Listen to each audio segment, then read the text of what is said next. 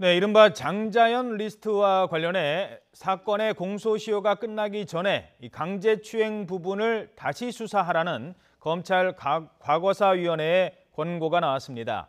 앞서 조사를 담당했던 대검찰청 진상조사단은 사건 당시 적극적으로 허위 진술을 한 것이 피의자임에도 불구하고 핵심 목격자의 진술을 허위로 판단하는 등 수사에 미흡한 점이 있다고 과거사위에 보고했습니다. 자, 장자연 사건 벌써 10년이 된 사건입니다. 이제 공소시효도 얼마 안 남았다고 하는데요. 양지열 변호사와 함께 장자연 사건 재수사 어떻게 이루어질지 자세히 알아보도록 하겠습니다. 양 변호사님 안녕하십니까? 네, 안녕하세요. 자, 장자연 사건, 장자연 리스트 이게 어떤 사건인지 먼저 간단하게 정리를 해주시죠. 네, 2008년경에 이제 연예인 장자연 씨가 당시에 뭐 재계나 언론계 인사들로부터 이른바 접대를 강요를 받았고 뭐 성적인 어떤 추행 같은 것도 있었다라는 그런 폭로를 유서로 남겼죠. 그 과정에서 장자연 리스트라고 해서 명단까지 나오는 바람에 경찰과 검찰에서 수사를 실시를 했었습니다만은 사실상 1년 정도 지난 뒤에 거의 대부분의 사람들에 대해서 무혐의 처분으로 끝나고 말았던 그런 사건입니다. 예.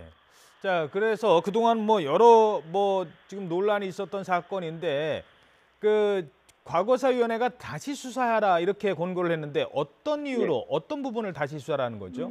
일단 이제 지난해 12월 경에 법무부 산하 검찰 과거사 진상조사위원회가 꾸려졌고 과거에 검찰이 수사를 해서 무혐의 처분을 했거나 혹은 유죄로 판단했던 사건들 중에서 문제가 있는 것들은 없었는지를 좀 자세히 들여보기 시작했습니다. 그 가운데 하나가 지금 이제 다루게 된 장자연 사건인 거고요. 이 장자연 사건 같은 경우 경찰의 수사와 검찰의 수사 방향이 좀 달랐다는 부분도 그때 당시에 문제가 좀 지적이 됐었고, 또 검찰이 대부분의 사람들에 대해서 무혐의 처분을 하면서 사실 피의자로 적시됐던 사람들에 대해서 소환 조사도 제대로 하지 않았다라는 부분, 또 접대라고 하는 부분이 어떤 의미인지 명확하지 않다라는 식으로 뭔가 일반인들이 보았을 때도 이게 과연 수사 의지가 있었느냐라는 그런 생각을 하게끔 만들었었던 거거든요. 그래서 이제 말씀드린 그 검찰 과거사 진상조사위원회에서 새롭게 들여다볼 사건 중에 하나로 꼽았고, 그 중에 가장 먼저 이제 본격적인 수사로 넘겨진 권고를 한 그런 사건입니다.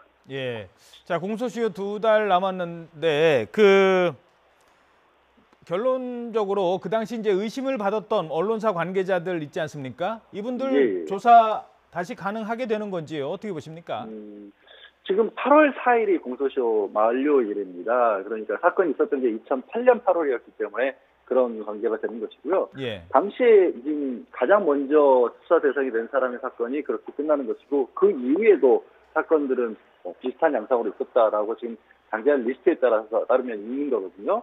그 사람들도 이제 이거는 가장 공소시효가 빨리 끝나는 사건을 먼저 일단 조사 차원이 아니라 본격적인 수사 차원에서 들여다보겠다고 한 것이기 때문에 말씀하신 나머지 그 사람들에 대해서도 혐의 사실이 인정된다고 보인다면 검찰 수사로 신속하게 넘어갈 가능성이 있는 거죠. 또 그 과정에서 만약에 그렇게 덮게 된 것이 덮었다는 표현이 조금 이를 수도 있겠습니다만 검찰 수사가 부실하게 된 이유가 혹시라도 검찰의 수사권을 남용한 것이라면 그 부분에 대한 어떤 형사적인 책임 여부도 다시 검토를 할 겁니다.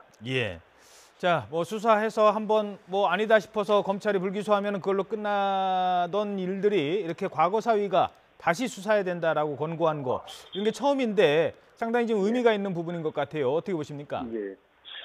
검찰이나 법원처럼 어떤 국민들의 삶에 굉장히 막대한 영향을 끼칠 수 있는 권력기관들이 그동안에는 과거의 잘잘못에 대해서 인정하는 것을 극히 꺼려야 했거든요. 그게 어떤 법적 안정성이라든가 이런 어떤 명분들을 대긴 했었지만 국민들로서는 오히려 그런 부분을 앞서갈 수 없었고, 그 때문에 불신을 쌓게 만드는 그런 계기가 됐지 않습니까? 이번에 이제 솔직하게 만약에 잘못이 있다면 잘못을 인정을 하고 그것을 바로 잡는 모습을 보여준다면 검찰이 국민들에게 새로운 어떤 신뢰를 얻는 데 기여를 하게 되겠죠. 알겠습니다. 지금까지 양지열 변호사였습니다. 오늘 말씀 고맙습니다. 네, 고맙습니다.